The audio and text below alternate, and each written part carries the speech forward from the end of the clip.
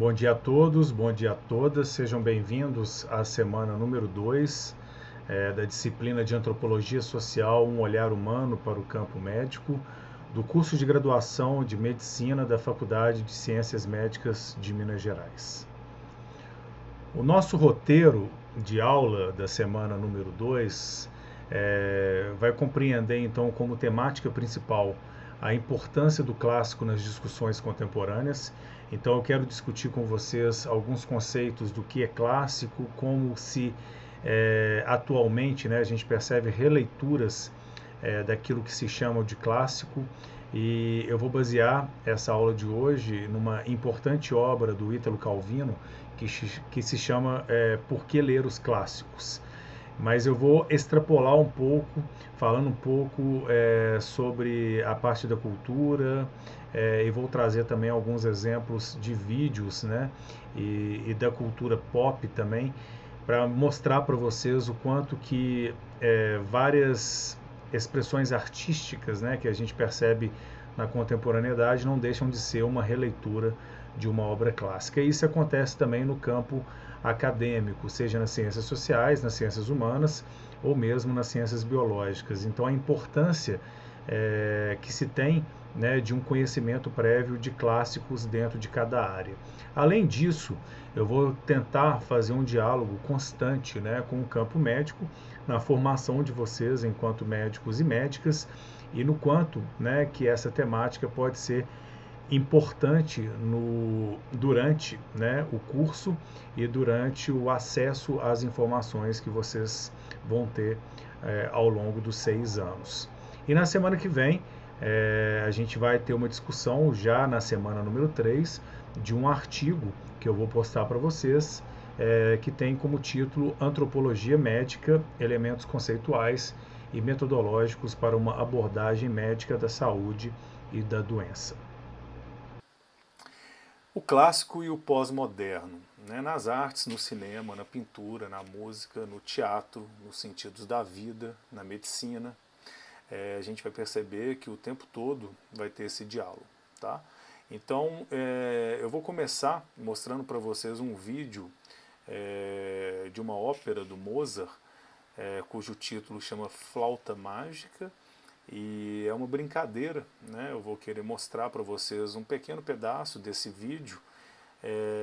Eu gostaria de mostrar para parte de vocês que não conhecem esta ópera, que na verdade a gente conhece sem saber de onde que vem aquela música ou aquela área, A área é a forma como a gente chama as músicas que compõem as óperas. Depois a gente vai discutir um pouco sobre a ópera como arte clássica, o que seria uma arte clássica, o que seria um clássico, e aí eu vou trazer um outro vídeo do Edson Cordeiro, junto com a Cássia Eller, que eles vão fazer uma releitura dessa ópera, A Flauta Mágica. E aí seria uma releitura contemporânea, a gente pode dizer assim.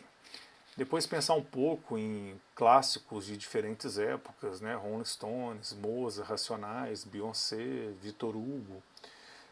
Vou até trazer um outro vídeo para vocês da Beyoncé, fazendo um diálogo direto com o Museu do Louvre, e tirar algumas conclusões disso nessa nossa primeira aula. Então vamos ao vídeo, a ópera do Mozart. Eu vou passar um pedaço para vocês, depois eu paro e depois a gente continua discutindo um pouco. Mas eu gostaria que vocês percebessem como que vários de vocês conhecem essa área, e talvez vocês não soubessem que essa área faz parte de uma ópera do Mozart, ou seja, um clássico, ok? Vamos lá. Liebste Mutter, ein Wort!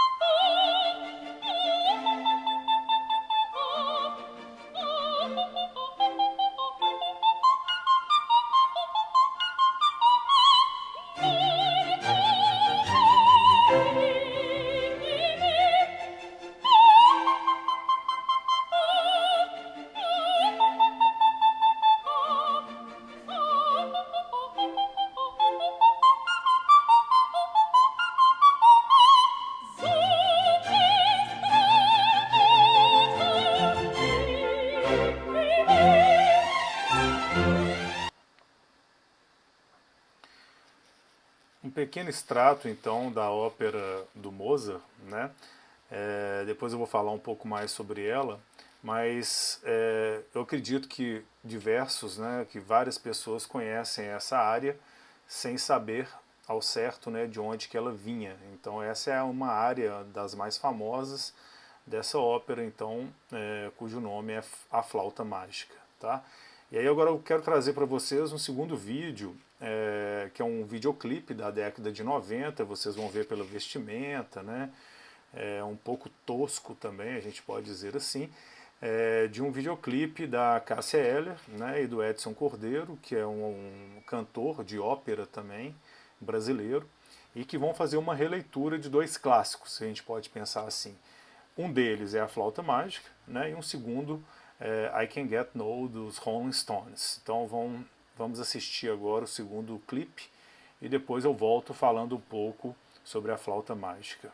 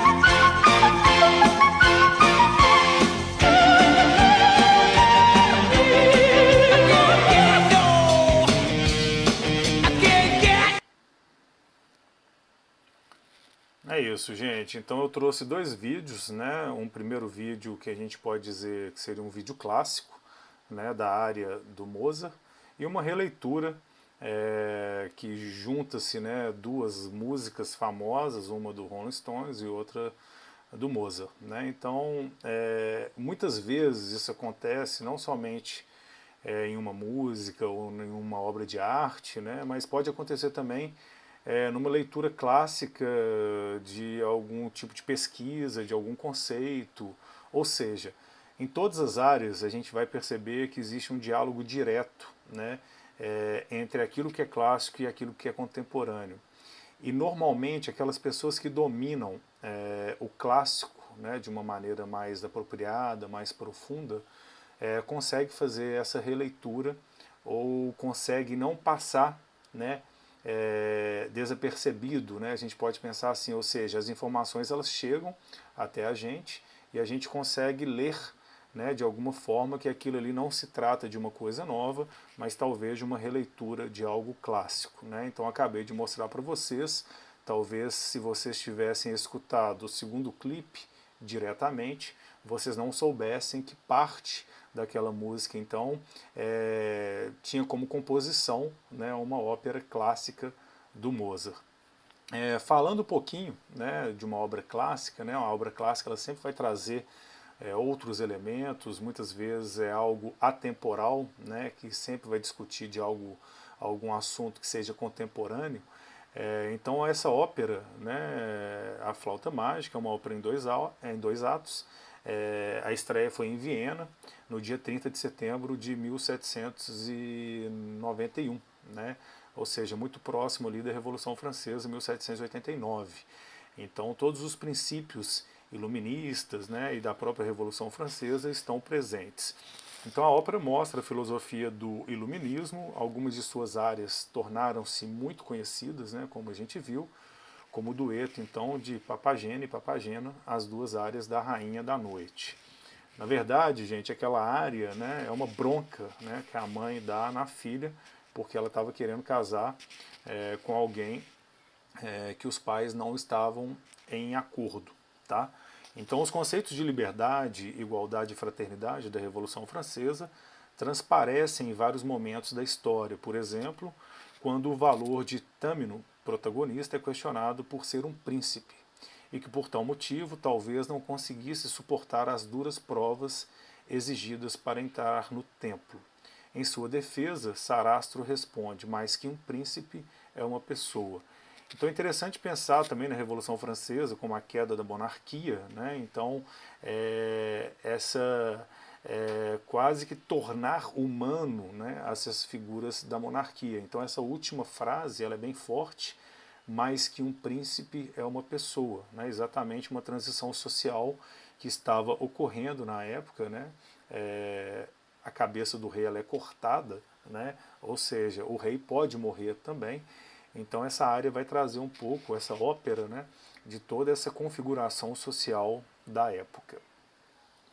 Quando a gente joga a palavra clássico, né, no Google, que também é um clássico, né, isso pelo menos no meu Google, tá, gente, a gente vai perceber que sai essas três figuras em primeiro lugar, né, e essa segunda figura, em especial, né, as temáticas clássicas então não precisam de muita explicação, né, somente dicas, símbolos, ou seja, através de um símbolo eu consigo compreender se trata de um clássico ou não. Com muito pouco, então a gente já compreende essa mensagem. Então, pegando essa segunda figura aqui, ó, a gente vai ver que são diversos símbolos e que eu tenho certeza que a maioria de vocês conseguem fazer essa conexão sobre o que se trata, né? Então a gente tem aqui um símbolo que é uma estrela, né, que é o símbolo do All Star, a língua dos Rolling Stones, a Mona Lisa, né, uma bola de futebol, que é um clássico, o Opalão, né, que é um carro que era muito famoso e ainda é, e aqui uma pirâmide, né, com uma luz, que é o The Dark Side of the Moon, que é um disco clássico, né, do Pink Floyd também. Então é muito interessante a gente pensar que somente através de um símbolo, de um desenho, né, a gente consegue fazer essa conexão com o que seria. Né? Ou seja, o clássico a gente não precisa explicar demais. Né? Vamos lá, as definições de clássico então. Se a gente for pegar a definição que está presente em alguns dicionários, a gente vai perceber que diz respeito, então, relativo à literatura, às artes e à cultura da antiguidade greco-latina. E aí, pensando no mundo ocidental, principalmente, né, a gente vai perceber que a nossa base cultural ela é grega, né, e latina, e também né, ela é latina depois que Roma invade, né, e anexa a Grécia. Então é diferente se a gente for pensar, por exemplo, na cultura oriental ou na cultura do Oriente Médio. Né? Então são outros valores, outros clássicos, né? A gente pode dizer assim. Mas como a gente está falando da cultura ocidental, a gente tem essas definições. Né? Então a segunda é que é fiel à tradição da antiguidade greco-latina e a seus autores. E a terceira definição fala de obra artística que pode servir de modelo, cujo valor é universalmente reconhecido, geralmente ligado às primeiras manifestações de tais obras. Né? Então a gente tem, por exemplo, o estudo dos clássicos gregos e a arquitetura clássica. Né? A arquitetura também é uma área onde a gente vai perceber de uma maneira muito forte também esse conceito do que é clássico. Os sentimentos clássicos da vida, então, né? Vamos pensar por que a gente tem que dominar os clássicos. Né? Eu costumo falar que na área da psiquiatria, por exemplo, né? Eu já falei para vocês que a minha esposa é psiquiatra e eu já falei com ela, poxa amor, se você soubesse, se você lesse talvez todas as obras do Shakespeare, né? E o Shakespeare ele é um autor clássico porque ele escreveu de sentimentos, né? E de questões em comum dos seres humanos, as angústias, né, que estão ali presentes, independente da cultura onde as pessoas vivem. Né?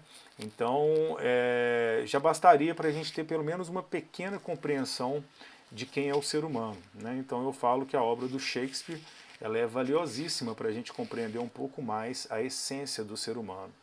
Shakespeare, então, ele nasceu, né, não é muito certo isso, viu, gente? Nem se sabe ao certo se Shakespeare existiu, né, ou se foram várias pessoas. Então, tem várias histórias sobre ele. Ele nasceu em 1564, morreu em 1616, tem várias obras, algumas delas são Romeu e Julieta, Rei Lear, Macbeth, Otelo e Hamlet. Né? Então aqui alguns símbolos, né, de algumas questões que ele vai trabalhar: o amor, o ciúme, a amizade, né, o ódio, a solidão, as angústias. Né? E isso me faz lembrar, né, por isso que eu coloquei uma foto aqui de Boston. Eu morei lá no final, entre o final do ano 2000 e 2001, fiquei lá quase um ano, e eu me lembro da minha casa, né? Eu então morei numa casa que era eu, um sul-coreano, um muçulmano árabe, né, da Arábia Saudita, um turco e um alemão, né? Então éramos 5 pessoas, cada um de um país. E por incrível que pareça, as angústias, né, nossas, tínhamos ali entre 19 e 22 anos, eram praticamente as mesmas, né, independente da nossa cultura e da nossa história de vida. Então existem elementos, né, psíquicos, a gente pode pensar assim, que são elementos que estão presentes nos seres humanos de uma maneira geral. Né? Então a gente estava ali entrando, né, na fase adulta e as angústias eram praticamente as mesmas. E isso que nos fazia também, de uma certa forma, ter uma linguagem em comum. Mais algumas definições de clássico, então, essa é do Ítalo Calvino, um autor que eu gosto bastante. Ele vai falar que os clássicos são livros que, quanto mais pensamos conhecer por ouvir dizer, quando são lidos de fato, mais se revelam novos, inesperados, inéditos. Né? Então, essa característica de ser atemporal. Os clássicos não são lidos por dever ou por respeito, mas só por amor. Eu adoro essa frase, né? E aí ele vai continuar falando que, exceto na escola, a escola deve fazer com que você conheça bem ou mal um certo número de clássicos, dentre os quais, ou em relação aos quais, você poderá depois reconhecer os seus clássicos. A escola é obrigada a dar-lhe instrumentos para efetuar uma opção, mas as escolhas que contam são aquelas que ocorrem fora e depois de cada escola. Então é interessante, né, essa segunda parte, onde ele vai falar que normalmente nas instituições escolares, então a gente deve sim ter acesso, pelo menos a parte das obras clássicas, né? Porque isso vai servir como base de conhecimento para que a gente possa até decidir mais tarde o que seria a nossa obra clássica, né? E também pensando naquela perspectiva de que a maioria das vezes o que existe é uma releitura do clássico, é importantíssimo, né, que a gente tenha a possibilidade, ou que pelo menos a maioria das pessoas tenha essa possibilidade, de ter acesso aos conhecimentos clássicos. Aqui é um livro do Ítalo Calvino, eu sempre vou trazer algumas sugestões de leituras. As Cidades Invisíveis é um livro bacana, que eu gosto bastante. Então, As Cidades Invisíveis, de Ítalo Calvino, um dos escritores mais importantes e instigantes, né, da segunda metade do século XX, conta a história do famoso viajante Marco Polo, que descreve para Kublai Khan as incontáveis cidades do imenso império do conquistador mongol. Tá? Nesse livro, a cidade deixa de ser um conceito geográfico para se tornar um símbolo complexo e inesgotável da existência humana. É um livro que eu recomendo para vocês, caso vocês tenham interesse nessa temática. Mais duas concepções, né, ou definições de clássico.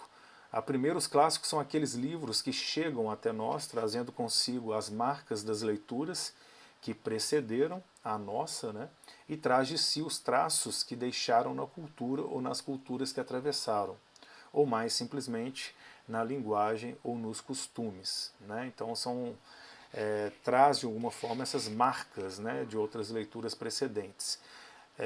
Eu gosto muito dessa definição e dessa frase, né, do T.S. Eliot, de 1945, que ele vai falar que a única coisa que não pôde almejar ou não sabia que estava fazendo foi escrever uma obra clássica, pois é somente graças a uma compreensão tardia e em perspectiva histórica, né, que um clássico pode ser reconhecido como tal.